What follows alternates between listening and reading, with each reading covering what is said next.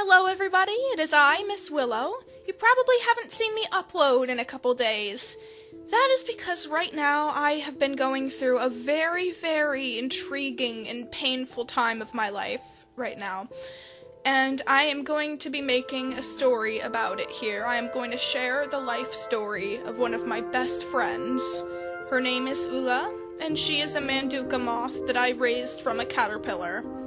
And her story blows me away. God gave her and me one of the best miracles I could have possibly imagined, and I want to share this story of hope that anything is possible, and share with you guys such a wonderful and also painful but beautiful experience that happened, and a little explanation of what I have been dealing with for the last multiple months. So here we go. A while ago, I have had this sudden urge of interest in moths and taking care of moths. I don't really remember where the urge came from. Up on the screen is a picture I drew of my Ulla. She is a beautiful, beautiful Manduca moth that I raised from a caterpillar, and I had drawn out her life cycle a while back, drawing out the different stages of her life before she's a moth, and I felt like I needed to order this batch, so I did, and there the story begins. I created this beautiful little home for them, and the biggest one, the biggest, healthiest one, Ulla, is going to outlive all the rest. She was the most healthiest caterpillar I ever saw. Here is the beautiful house. I had anticipated their arrival so much, and I wanted to create a beautiful little sanctuary for them. And once they arrived, they absolutely loved it. And I took to Ulla very immediately. She was the largest of them all, very healthy too. Here is a picture of her in my hands, I think the first day or two that I got her. Beautiful blue color, so curious. And in a second you can see how beautiful she is interacting with me and how I praise her. Look at this adorable little munchkin! He's gonna turn into a beautiful big moth. So cute! I'm gonna have to make nectar for him. And he's gonna eat all the tomato plants, aren't you? You're so cute! Aww, hello! Aww, how's the silly little munchkin? How are you? You're gonna turn into such a beautiful big moth, right? You're so cute. Eating out of my hands, straight out of my hands, the tomato leaves. Don't eat her pillow. Eat the green. Stop eating her pillow. Beautiful little creature. And I loved hand feeding her. She was so special to me and still is. She is one of the most incredible creatures I have ever seen, if not the most. I was so happy to be able to have this experience, to feed her and love her. Watch her grow every day. Sometimes it seemed twice as large within a couple nights. It was amazing. And she loved me so much as well. You can see how much time I spent with her, the patience I had, and she had patience with me. I loved it. I even fed her many different types of food that I thought would be healthy for her, and you can see her loving this banana and enjoying it that night. Then she got huge. She has grown so much. She's literally like a cucumber. She's literally like a mini cucumber. I don't know how I got a caterpillar this large, but she must be so healthy because if you look at the size, she is way larger than like any of the rest of my caterpillars, who I believe are the same age. She's already got that vein. You can see that black line in her back, just kind of fading in and out. I believe that's a really good sign. She is absolutely massive. She had shown every sign I could tell that she was going to turn into a beautiful chrysalis. And eventually, I looked in there and I saw the most rewarding thing. I opened it up And there comes a beautiful green and brown new chrysalis. Oh my gosh. Oh my gosh, Ulla did it! Ulla finally shed her caterpillar skin. She is now a chrysalis, a cocoon, a pupa. I'll call it a pupa. Oh my gosh, but she did it! I can't believe it. I just turned around and I saw that she did that, and I was like, oh my gosh, I knew she could make it. Oh my gosh, Ulla, you did such a good job, baby. Oh my gosh, I'm so proud. Oh my gosh. Oh wow. How beautiful. Let's all wish her the best of luck. Oh my gosh, I cannot wait. I knew she would be able to turn into a beautiful moth. You're gonna do it, baby. You're gonna do it. I have faith in you. Alright, thank you guys so much for watching. Wish her luck. I am so excited. Bye. Many more days went by, her chrysalis changing colors. And I've read that it shouldn't take that long for them to hatch. 7 to 14 days, maybe up to 3 weeks, something around that. I'm not even sure. But it kept going. Oh, wow. Oh, wow, that's beautiful quality. This is day 2 of Ulla's pupa, her little chrysalis here. So I can see the details. Yesterday she was half green. Now she's really starting to get some color. I can even see where her antenna and her wings are gonna go. Her eyes are gonna be huge. So this is what day 2 looks like. This is day 3 of Ulla's chrysalis. Much more darker, so healthy. I am excited. She is gonna turn into a beautiful sphinx moth. Wish her luck. Day 4 of what Ulla's chrysalis or pupa transformation looks like. I am so excited. She is still doing very well, very healthy. And here in my hand is Ulla. She's doing great. This is day 5 of her pupa or chrysalis transformation. This is what it looks like. She's doing so good. Wish her luck. Bye, everyone. Be happy today. This is either day 8 or 9 of Ulla's chrysalis. She's doing great. Just earlier, I walked in and I saw her wiggling a little bit. I really having a feeling she's getting ready to emerge. I am so excited for that day. My baby girl's doing such a good job, and I can't wait to make her first nectar. Okay. Ulla is still doing very good. This is day 26, I believe, of her chrysalis. Wish her happy hatching. A lot of time had went by. I have started to become nervous of her transformation, whether it would happen or not. With an air-conditioned house, I was very worried that it was wicking too much moisture away from her. So I had read up on ways that I could help a chrysalis. I had learned about misting them with water, and I gave her little baths, room temperature, just long enough that no water could seep in as far as I knew and was concerned. I tried my best. I tried my best to make sure she was moisturized and happy and warm in my hand and doing really well. The days of the 20s went into the 30s. The 30s went into the 40s. Moths don't live that long. Moths usually live like 1 to 3 weeks.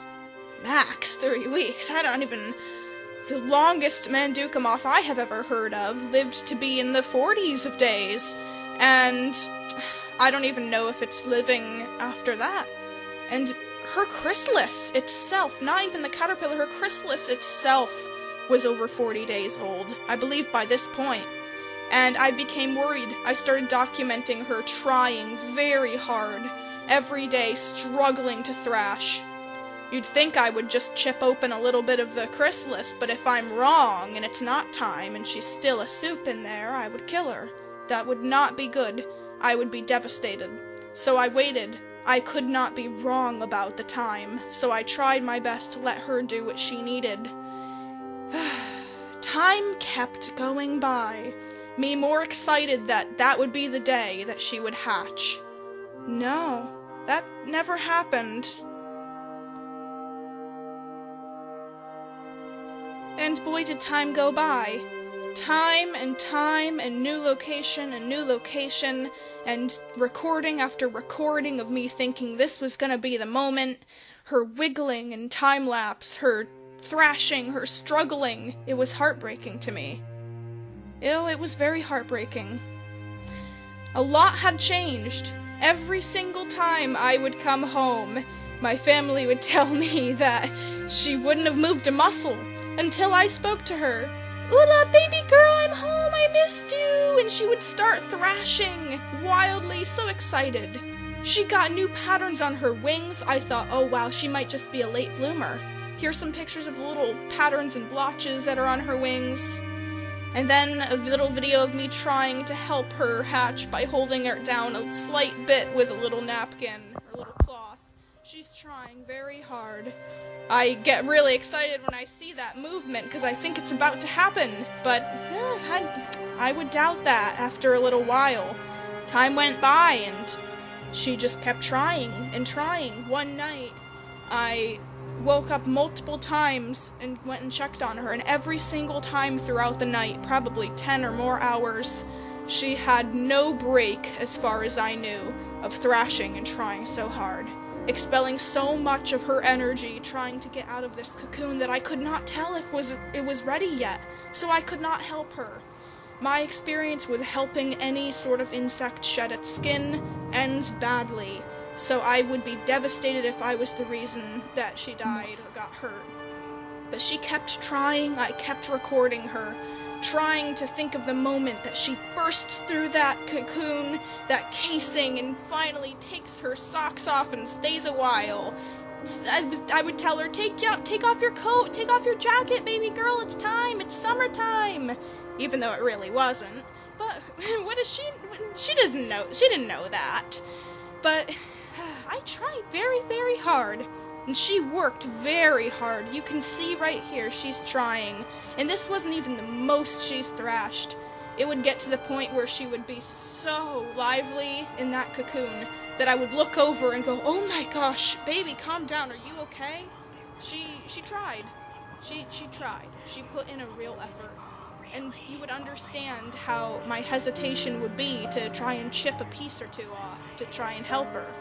It's not in nature for something to help another creature emerge from a cocoon. And, you know, too much time went by. A lot too much time went by. The days were in the 40s. I believe her chrysalis got to day 46, and I was scared. I was really worried. I had a terrible, terrible experience seeing her suffer. And I even got it on video the day before the big thing happened. She tried so hard, as you're about to see. She tried so hard. This clip, I believe, is over an hour and a half worth of footage of her just non-stop trying. It was heartbreaking to see just how excited she was to finally be free. I couldn't imagine a life. To me, it's just having a moth for a couple months, but to her, this is her entire life, and I couldn't imagine the pain trying to live. It happened. The next day arrived. The next day did arrive, and it wasn't a good day. I'm just gonna say it was one of the hardest days of my entire life. I loved her so much, and I do still. I love her so much in a way I can't understand that I would cry in the sunlight with her, like she was an animal familiar of mine. So important to me. I'm still overcoming it today, as I make this video for her, but this is the story. Now the story gets to the tissue part. It's not a good story until afterwards, but you'll see what happens. Maybe it's not a good story for anyone. I don't know. We'll see. A couple nights earlier, I had a dream. Back when she was still healthy-ish, I had a dream that night that I sat out with her on the patio, and She hatched in my hand in the spot of sunlight, sitting right in the patio, right in the back patio, just having full bliss in her hatching. And I take my dreams very psychically. One day, I come home from work, and I go up to her. "Baby girl, I'm home!" Usually she would start wiggling around, loving my voice, excited to see me. No movement, nothing. Her chrysalis had become blackened. I was so nervous. "Baby girl, are you okay? Are you alive? Are you just resting?" Me and my mother fiddled her. She showed every single sign of death in the chrysalis. When you bent her, she would stay bent. When you shone the flashlight through her, you could see her moth inside of her kind of shriveled up without much, not filling the cocoon, not having enough moisture, or maybe the opposite, just dying in there, and it wouldn't even move. Lots of time went by, fiddling, hours. She was dead. She had a crack in her, which she had, but when an insect gets too wet, it can drown, especially if she can't move in there, and the chrysalis was too hard to get out. And by the time when I was giving her little baths with water to help the chrysalis soak up a little bit, maybe that water seeped in, because I chipped through the crack a little bit, and her black fur came out of the end. It smelled terrible. It reeked of rot. It reeked of death. And she wouldn't move. Hours went by, still same thing, no response.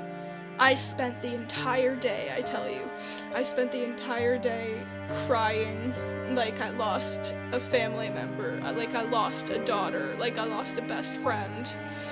I cried, and I took a shower, pretended to hold the chrysalis.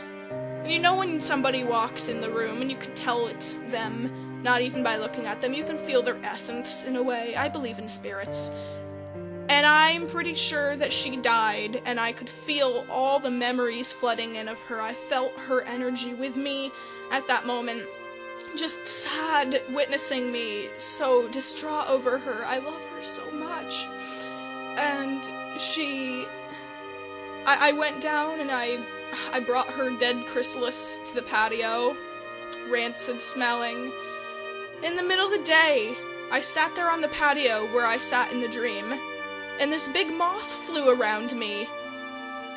This big moth, the universe gives you signs, and this big moth circled me, and I went, "Oh, thanks, moth, not now." And then I looked again, and there was this little thing rattling on the fake tree in front of me, and it was a little moth pin. I'd never seen it before. So I picked it up, and I started rubbing it, and I felt so bad. So I had this sudden urge to pick at her cocoon. If she was dead, it wouldn't have made a difference, and if she was alive, who knows.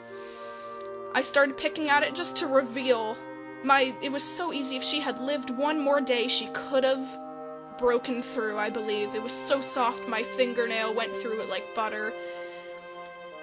I picked it apart to reveal a fully developed moth trapped inside and dead and rancid smelling. Her eyes, I picked apart where the legs were, and I could see her fully developed leg. It smelled really bad. But then all of a sudden I looked down. I started crying, my baby girl, no. And I looked down, and her legs started moving. I was not sure if it was a muscle spasm and she was dead, but she started trying to pump her leg through and break out of the chrysalis immediately. So I rushed inside. I think Ulla's alive. I think she's alive. She made it. And I started picking apart piece by piece. I sat there giving myself the biggest headache for her life, picking apart every little piece, trying to save her. And she had lived. My beautiful, beautiful moth lived, and I swear she came back from the dead as a near-death experience to have one more day with me as a free moth, not suffering. Please, please, honey, please, please, do you see that? Please, honey, honey, honey, honey. Are you trying? Oh, honey, you be frightened. My baby girl.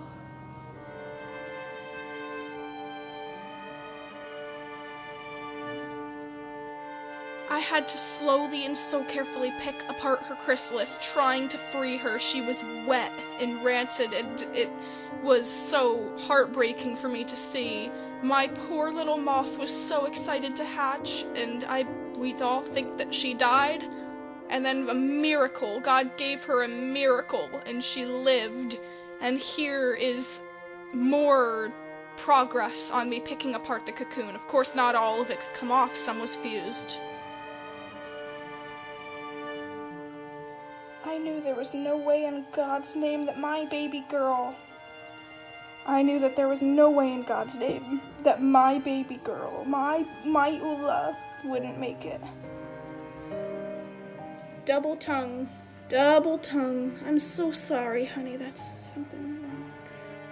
I quickly took out her tongue very carefully before she fused it together, tried so hard to make some sugar water and nectar for her so that she could finally get energy. She was so weak she couldn't move a muscle. She twitched a little bit, tried to wiggle her legs, but she could not move. She might forever have been this way, and there would be nothing really I could do. She has been in the cocoon too long. She could not move. I had to hold her. Drinky. Miss Two Tongues.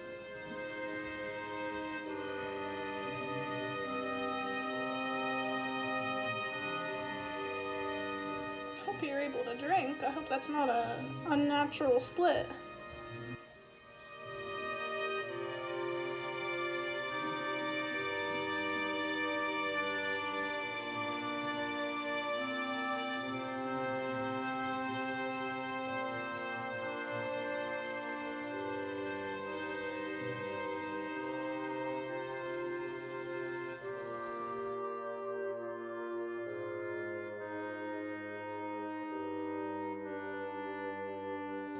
My moth. Oh my God, she lived. Oh, thank you so much, God. My moth. My Ulla, she lived. Oh, thank you so much for giving her a second chance. The poor thing was so excited. Oh, my moth. I love you, honey. You're so amazing. Oh, sweetheart. Just keep drinking, please. Get some energy. Oh, moth. I love you. I love you so much, sweet baby. I love you, honey. You could see she's getting more energy. She's moving. She was so weak. She can't even open her own shell. She would have died. We already thought she died. There's a foul smell. It's probably from the shell. Because she's okay. She just must have starved. Couldn't make it out. If I waited any longer thinking she was dead, she would have starved. And she's so weak she couldn't even open her shell. Oh, baby moth. Ulla, you're so beautiful. I'm so happy. Oh, thank you, gods. Thank you, whoever. Thank you, world. Thank you so much for saving my baby girl.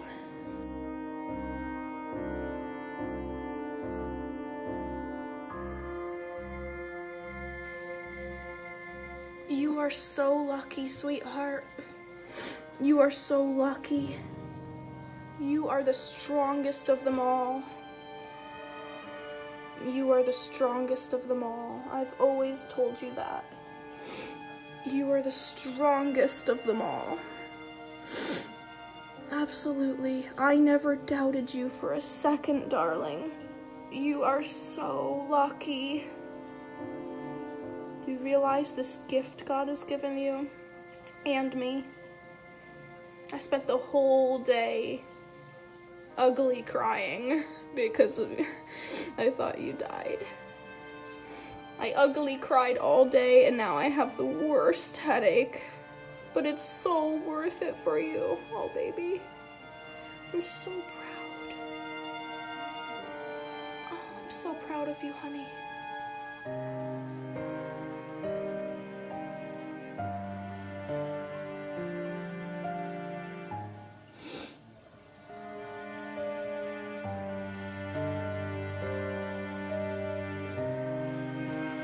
Her wings are starting to peel apart. It's been like an hour of me feeding her. Wow. Oh my god, she was starving. Her wings are starting to dry up. You can start to see her color. She's no longer just dark.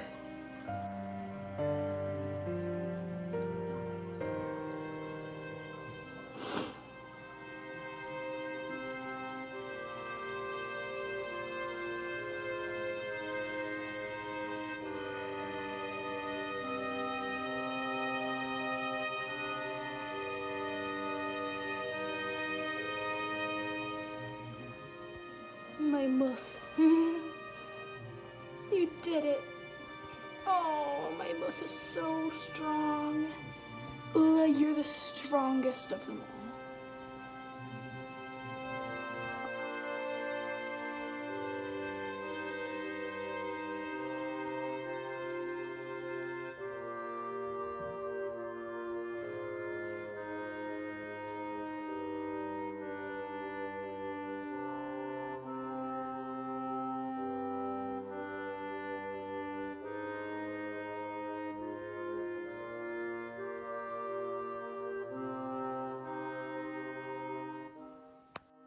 I prepared her for the night to drink. I was up many times in the night to on and off feed her.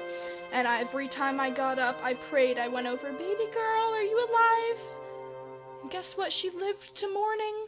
And that morning I made her a breakfast of many different mixed fruits, many different baby food purees that were organic and had lots of fun nutrition and were full of sugars and happy food.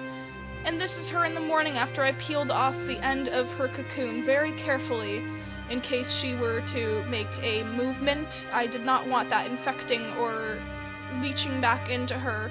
That would be very bad, so I had to expose the tip of her abdomen for that.